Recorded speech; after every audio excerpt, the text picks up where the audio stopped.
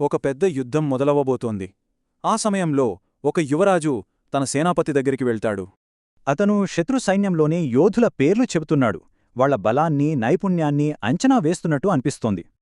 కాని ఇది మామూలు రిపోర్ట్ కాదు. పైకి కనిపించే ధైర్యం వెనుక భయం, కుట్ర అన్నీ ఉన్నాయి. అసలతని ఉద్దేశమేంటి? సరే, ఇప్పుడా మాటల వెనుకున్న యుద్ధాన్ని చూద్దాం. అంటే దుర్యోధనుడు కేవలం సైన్యాన్ని చూపించట్లేదు. తన గురువు పాత పగను కెలుకుతున్నాడు. ఇదొక రాజకీయ ఎత్తుగడ. శత్రువుల గురించి చెప్పాక ఇప్పుడు తన వైపున్న యోధుల గురించి మాట్లాడుతున్నాడు. భీష్ముడు, కర్ణుడు లాంటి పెద్ద పేర్లతో ధైర్యం తెచ్చుకుంటున్నాడు. ఇక్కడ చూడండి, నాకోసం ప్రాణాలిస్తారు అంటున్నాడు. ఇది అతని అహంకారాన్ని చూపిస్తోంది. అయినా అతని ధైర్యం ఎంతోసేపు నిలవలేదు. రెండు సైన్యాలను పోల్చినప్పుడు అతని మాటల్లోనే ఆందోళన స్పష్టంగా కనిపిస్తుంది. ఎంతమంది గొప్ప వీరులున్నా అతనికి భయం పోలేదు. అసలు ఎవరీ వ్యక్తి? ఇతనే దుర్యోధనుడు, మహాభారతంలో ప్రధాన ప్రతినాయకుడు. అతని కథ మొత్తం స్వార్థం, అసూయతోనే నడుస్తోంది. అతని జీవితం మొదట్నుంచి అసూయతోనే నిండిపోయింది.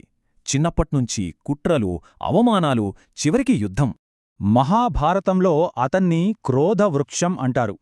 అతని తప్పుడు నిర్ణయాలు, అహంకారం మొత్తం వంశాన్నే నాశనం చేశాయి.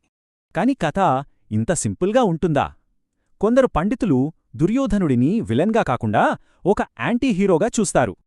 అదే క్షత్రియ ధర్మం. ఇది అప్పటి యోధుల నియమావళి. విధి, ధైర్యం, గౌరవం.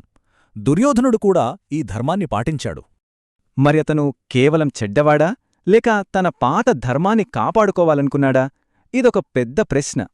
ఇప్పుడు మళ్ళీ మన యుద్ధభూమిలో అతని మొదటి మాటల దగ్గరికి వద్దాం. ఆ యోధుల జాబితాలో ఒక చీకటి రహస్యం దాగి ఉంది.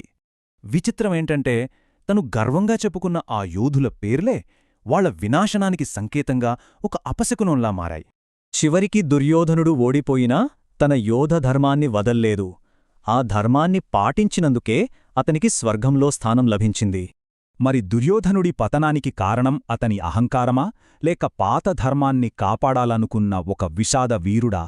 అతని కథ ఎప్పటికీ ఒక సంక్లిష్టమైన ప్రశ్నగానే మిగిలిపోతుంది.